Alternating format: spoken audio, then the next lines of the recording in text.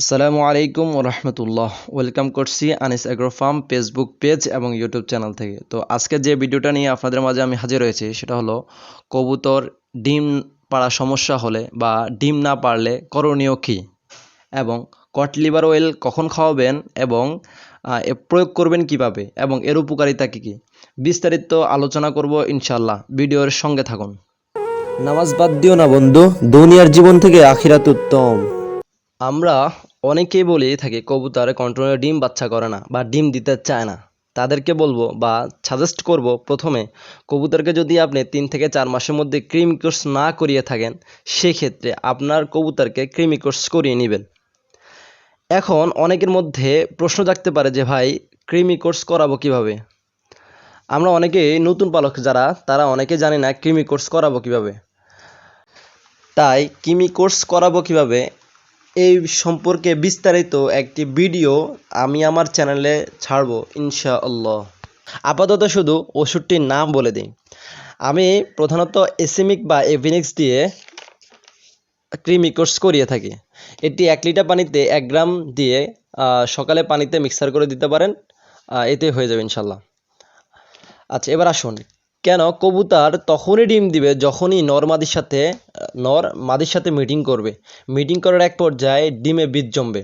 আবার অনেক সময় দেখা যায় একই কালারের জোড়া দেওয়ার পরেও একই রকম বাচ্চা আসে না। তার মূল কারণ হচ্ছে নর পারফেক্টলিভাবে মিটিং করে না। তাই মাদি অন্য নর কবুতরের সাথে মিটিং করে নেয়, যার ফলে বাচ্চার কালার অন্য চলে আসে। আবার অনেক সময় ডিম দিতে দেরি হলে তথা কবুতরের মাদি 2-3 দিন থেকে বসে বসে উঠে যায়, বাট ডিম দিতে চায় না, তখনই কট লিভার অয়েল ব্যবহার করতে পারেন। যদি একই কালারের জোড়া দেওয়ার পরেও বাচ্চা একই রকম না আসে, সেই ক্ষেত্রে নর মাদিকে অল্প কিছু দিনের জন্য 7 থেকে 10 দিনের জন্য আলাদা করে নরকে আপনারা কট লিভার অয়েল ব্যবহার করতে পারেন।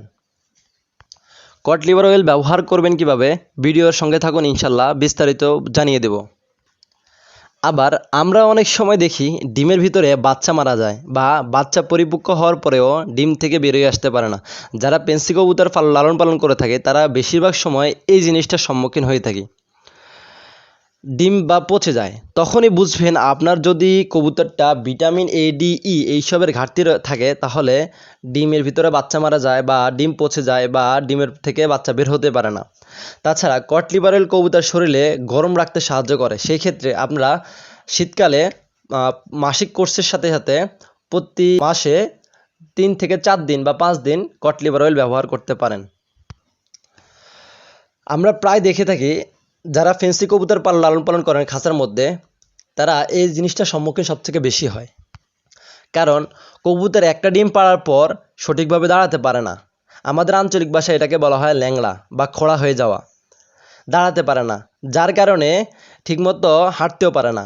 তখন কট লিভার অয়েল ব্যবহার করবেন। আসুন এবার জেনে নিই কট লিভার অয়েল কীভাবে ব্যবহার করবেন। রেসার কবুতর আর ফেন্সি কবুতরের ক্ষেত্রে ব্যবহারটা আলাদা, কারণ ফেন্সি কবুতর সবসময় খাঁচা আবদ্ধ হয়ে থাকে।